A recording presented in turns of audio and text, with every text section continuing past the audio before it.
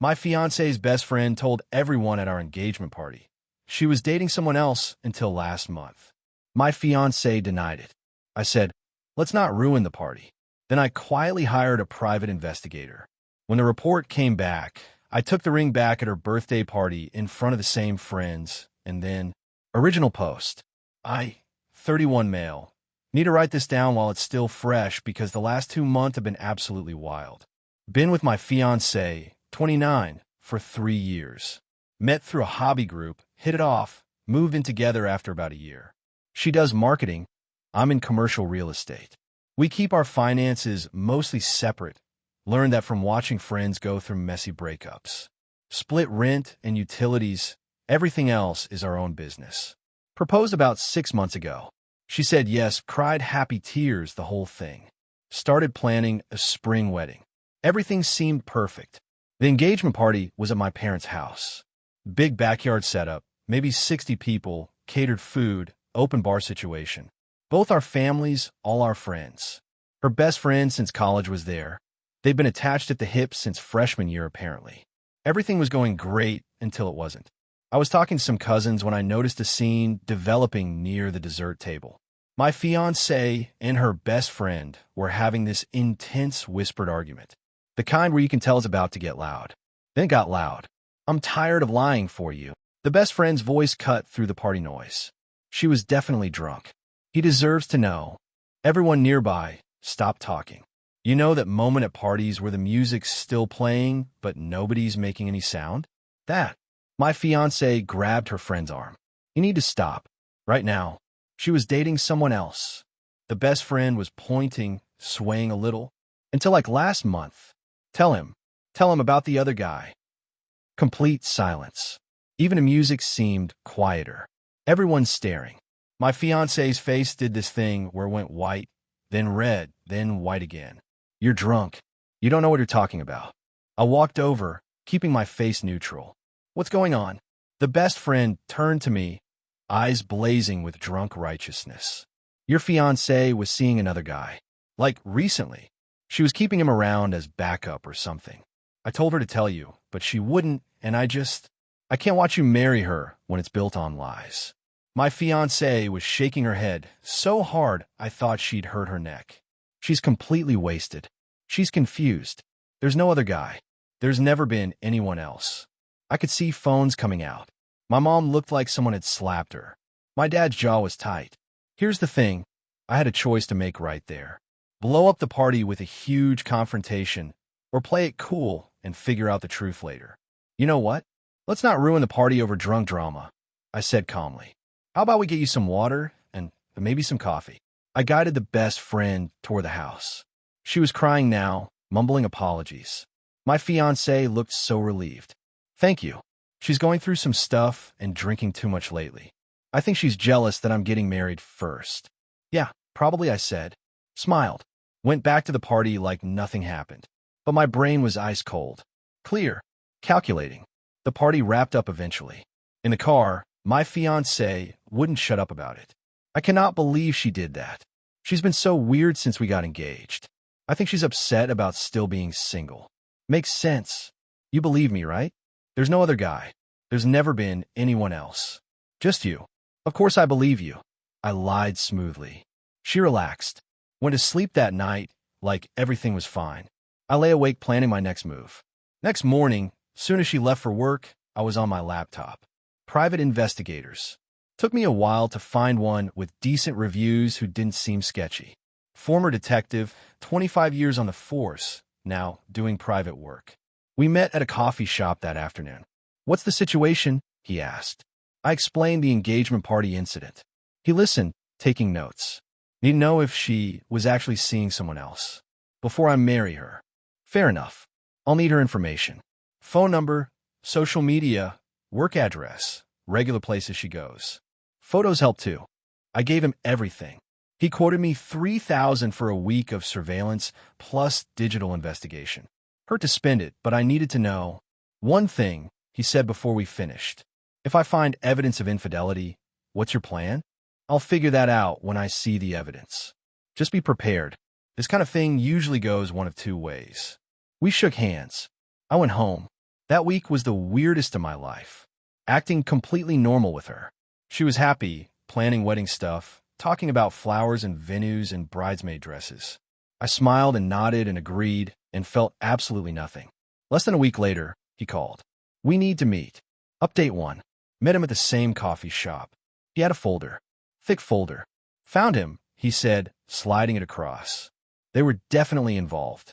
The first photo made my stomach drop. My fiancée with some guy I'd never seen. Holding hands. The date stamp showed it was from about 8 months ago. Next photo, them kissing. 5 months ago. Next photo, her entering an apartment building. Him greeting her at the door. 2 months ago. It goes back further, the investigator said. Based on what I found, they've been seeing each other for at least 2 years. Maybe longer. 2 years. We'd been together 3 years total. She'd visit his apartment regularly. When he traveled for work, she'd sometimes stay overnight. I've got video footage of her entering and leaving. Timestamps show she'd be there for hours. He pulled out printouts of Instagram screenshots. She has a second account. Private, only about 30 followers. Different name, slightly altered. Post a couple photos with this guy going back almost 2 years. Last post was about 6 weeks ago. 6 weeks ago was right before I proposed. When did it end? Based on text message screenshots I was able to obtain, he broke up with her about 5 weeks ago. Told her he knew about you and couldn't do it anymore. She tried to convince him to wait while she figured things out. He refused. So she didn't choose me. He dumped her, and I became the default. There's one more thing. He looked uncomfortable. I've been following her this week like you asked. She met with him again. A few days ago. They had coffee. Long conversation. Lots of hand-holding, some crying on her part. While we were addressing wedding invitations, she was meeting her ex-boyfriend. I've documented everything. Photos, videos, screenshots, timestamps, locations. It's all in here. He tapped the folder. What you do with this is up to you. I paid him the remaining balance. Sat in my car for a long time, just staring at the folder. While I got home, she was cooking dinner, humming along to music. Happy. Hey, babe. How was your day? Good. Yours. Great. Want to see the new bridesmaid dress options? I looked at her. This woman I've been planning to marry, who'd been lying to my face for years. Sure, I said, but I was already planning the ending. Her birthday was coming up in a few weeks. We'd planned a big party, same venue as the engagement party. Actually, her idea, she loved the space. About 80 people invited. All the same people from the engagement party, including her best friend. They'd made up, apparently. Perfect. I spent those weeks being the perfect fiancé. Helped plan her party. Went wedding venue shopping. Discussed honeymoon options. She had absolutely no idea. I did tell her I'd handle all the party arrangements as my gift to her. She loved that idea, so it was so thoughtful. I also mentioned hiring a photographer and videographer to capture the special day. The morning of her party, I packed a bag while she was in the shower. Important documents, laptop, clothes, personal stuff. Put in my car, parked down the street. Came back before she noticed. Made her birthday breakfast. Gave her a nice bracelet. Played the part. Tonight's going to be amazing, she said, trying on the bracelet. Thank you for doing all this. Anything for you, I said. The party started early evening. I got there first to make sure the photographer and videographer were set up right. Told them to focus on the main area, get everything. Guests arrived. Same crowd as the engagement party. Both families. All the friends. Her best friend, who looked nervous when she saw me, but I just smiled and waved. Once everyone had arrived and had some drinks, I got everyone's attention. Clinked a glass. Asked people to gather around. Thank you all for celebrating my fiancé's birthday. I wanted to make tonight special, so I planned something unique. She was glowing. Probably thought I was about to do some romantic speech. 3 weeks ago, at our engagement party, someone made a serious accusation. They said my fiancé had been dating someone else. She denied it completely. I said I believed her, and we moved on. Her smile started dying. People looked confused, but I'm a practical person, so I hired a private investigator to find out the truth. What are you doing? Her voice was quiet but sharp. I pulled out the folder from where I'd stashed it earlier. Started pulling out photos. These are photos of my fiancé with another man. Dated from 2 years ago to about 6 weeks ago. kissing, holding hands, entering and leaving his apartment. I handed photos to people nearby. They started passing them around. You could hear gasps, whispers spreading through the crowd. She also maintained a secret Instagram account where she posted couple photos with him. For 2 years, while we were together, while she was living in my apartment. Stop. She was crying now. Why are you doing this? The relationship ended about 5 weeks ago, but not because she chose me. He dumped her. She actually begged him to wait while she figured things out. I pulled the engagement ring box from my pocket, opened it slowly, and here's my favorite part. She met with him again this week, while we were addressing wedding invitations. 2-hour coffee date with lots of hand-holding. Please, she whispered, please don't do this. This ring cost me $12,000. It represented a promise, trust, a future. You destroyed all of that by lying to me every single day for 2 years. Her mom stood up. This is abuse. You're humiliating her. Weird how that works, isn't it? I'm humiliated for 2 years, but nobody cares. She's humiliated for 5 minutes, and suddenly I'm the bad guy. I close the ring box, put it back in my pocket. We're done. I've already moved my important belongings out. You have 30 days to move out of the apartment. It's in my name only, if you remember. After that, I'm filing eviction paperwork. I looked at her, mascara running, face red from crying. Happy birthday. I walked out, got in my car, drove to the hotel where I'd already booked a room. My phone started blowing up immediately, but I turned it off. I was done. Update 2. The fallout started fast. I turned my phone back on the next morning. Over 200 messages, voicemails, texts, social media notifications. Most were from her. Wall of texts alternating between, I'm so sorry, please talk to me, and how could you humiliate me like that, you monster? Her mother left multiple voicemails that were basically just her screaming. Threatened to sue me for emotional distress. My mom called to check if I was okay and said she supported me, but wished I'd maybe been more private about it. I get that. Her best friend sent one text. Thank you for believing me. I'm sorry it had to go that way. I replied, you tried to warn me.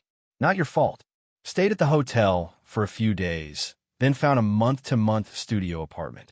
Small, but it was mine and mine alone. Apparently my ex had stayed at the venue for hours after I left, crying and trying to explain to people that it wasn't like that, and I was controlling and had violated her privacy. According to friends who were there, nobody was buying it. Most people left pretty quickly. Her best friend left right after I did. She tried coming to the apartment, but I'd already changed the locks the morning after the party. Left her a text, send me a time when you can pack your stuff with me not there. Otherwise, it goes to storage after 30 days. She showed up at my office instead. Security called me. Your fiancée is downstairs demanding to see you. Ex-fiancée. Tell her I'll call the police if she doesn't leave. She called me from the lobby, screaming. You can't just lock me out. I live there. The lease is in my name. You're not on it. You have 24 days left to get your stuff. Where am I supposed to go? Should have thought about that before dating 2 people for 2 years. It wasn't cheating. We were on a break. I actually laughed out loud. When exactly was this break? Because I must have missed that conversation. Silence. That's what I thought. Leave the building. She finally left, but not before leaving another screaming voicemail about how vindictive and cruel I was. Then her parents got involved. They figured out where my office was and waited in the parking lot until I left work. Cornered me in my car. Her dad tried the reasonable approach. You're making a mistake. She loves you. She loved having 2 boyfriends more. Her mom wasn't reasonable. You destroyed her. Do you know she's barely eating? Can't sleep? You humiliated her in front of everyone. Good. She humiliated me for 2 years by playing me for an idiot. She made a mistake. One mistake. You're throwing away 3 years over one mistake. A 2-year affair isn't one mistake. It's about 730 consecutive mistakes. One for every day she lied to me. Her dad kept trying. Look, we can help. Family therapy. Counseling. We can work through this. There's no we. She's not my family. She's not my fiancée. She's just someone who used to live in my apartment. I got in my car. They stood there yelling, but I just drove away. That's when the really desperate stuff started. Got a call from a jeweler where I'd bought the ring. They'd had someone come in claiming to be me, trying to return it for cash. When they asked for ID, she got hostile and left. Security cameras showed it was her mother. Call them back immediately. If anyone tries to return that ring without me physically present with ID, call the police. That ring is my property. Then my credit card company called. Fraud alert. Someone had tried to make a large purchase with my card. Turns out she still had my card number memorized from when I'd added her as an authorized user.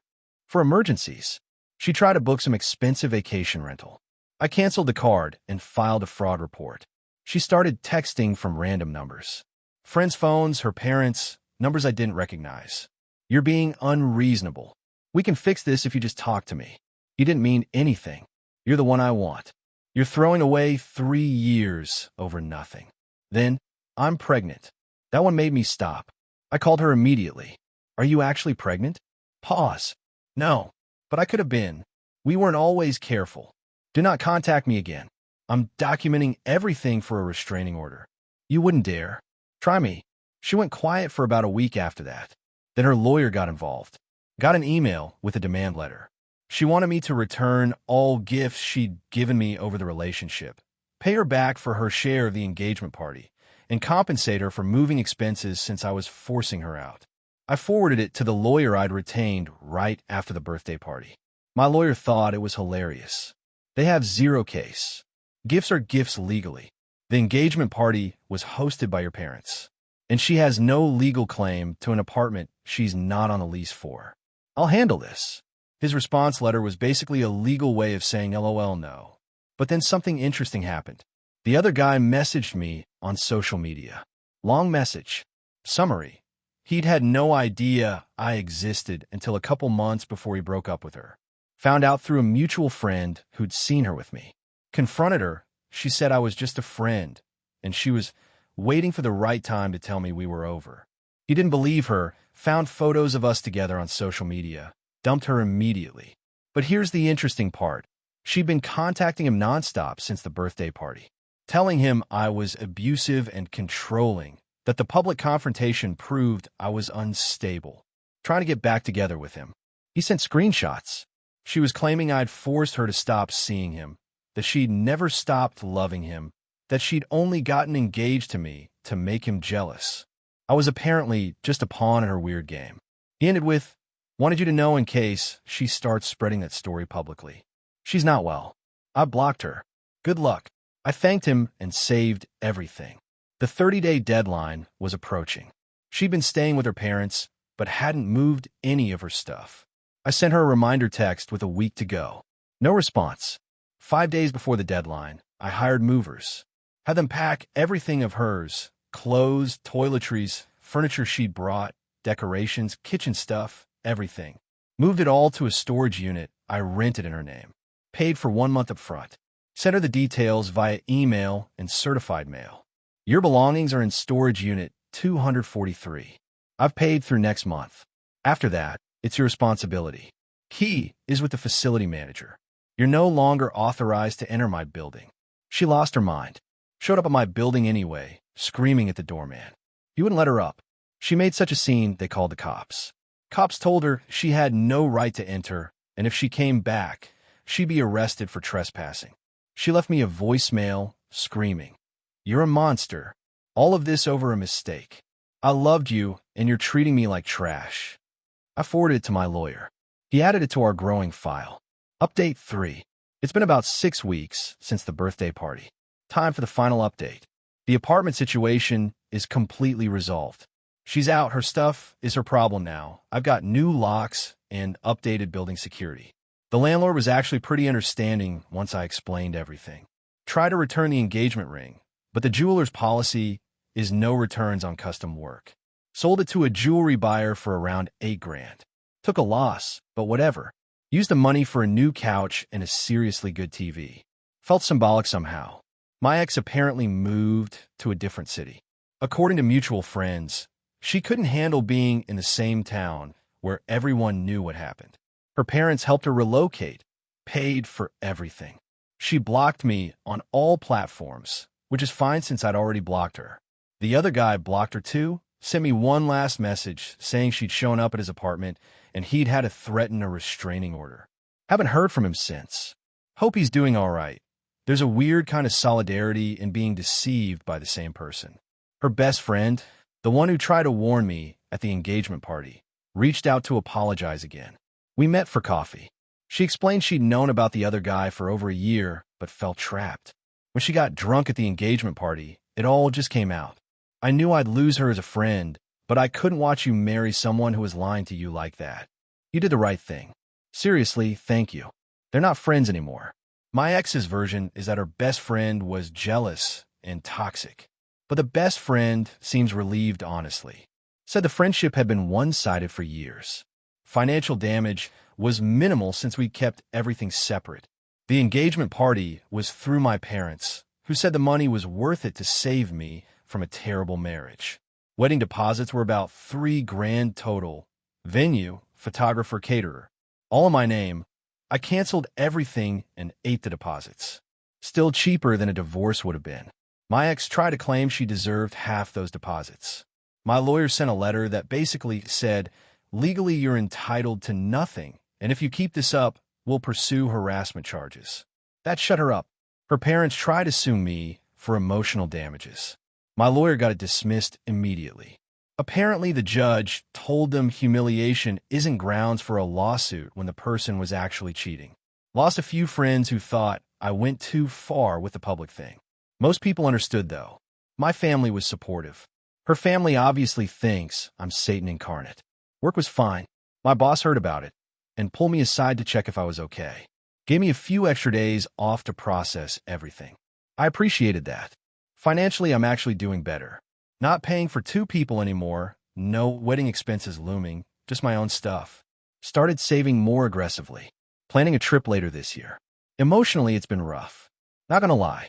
3 years revealed to be mostly lies messes with your head. Started therapy a couple weeks after the birthday party. Therapist said what I did was dramatic, but not unreasonable given the circumstances.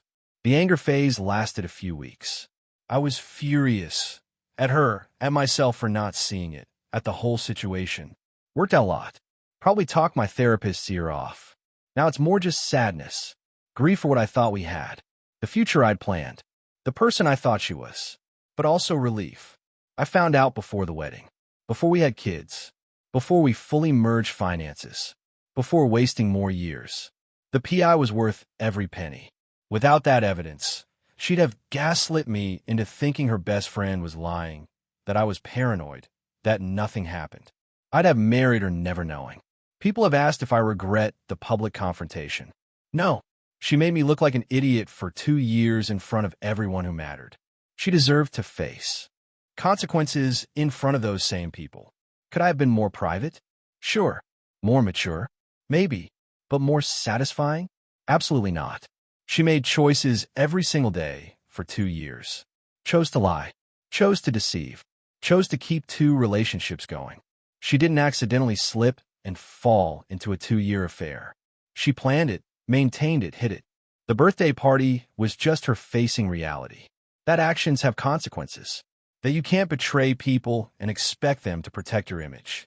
Her version of events is apparently that I'm an abusive, controlling psycho who humiliated her over one mistake. She's told everyone who will listen that she's the real victim. Some people probably believe her. Most don't, especially after seeing the evidence.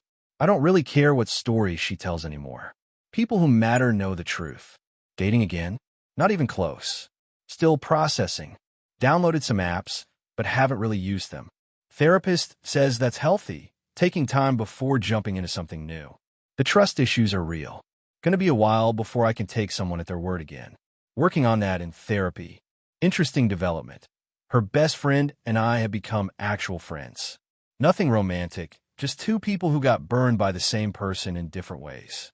We grab coffee sometimes, talk about life. It's nice having someone who gets it without needing to explain. My parents keep checking on me. I tell them I'm fine. Mostly true. Some days are harder than others. Biggest lesson, trust your gut. When someone shows you who they are, even drunk at a party, believe them. Don't ignore warnings hoping they'll turn out to be wrong. Also, Keep finances separate until you're actually married. Made everything infinitely easier when it ended. And maybe most importantly, if someone betrays you, you don't owe them a gentle, private ending. They burn the bridge. You don't have to carefully dispose of the ashes. That's the whole story. 3-year relationship ended with a folder of evidence and a ring returned at a birthday party. Would I do it again the same way? Absolutely. She played games with people's lives. She earned every bit of what she got. And I got out before legally binding myself to a liar. To anyone dealing with something similar, document everything. Protect yourself. Don't let people convince you you're crazy. And if someone's been lying to you for years, you don't owe them dignity when the truth comes out. They should have thought about that before destroying your trust.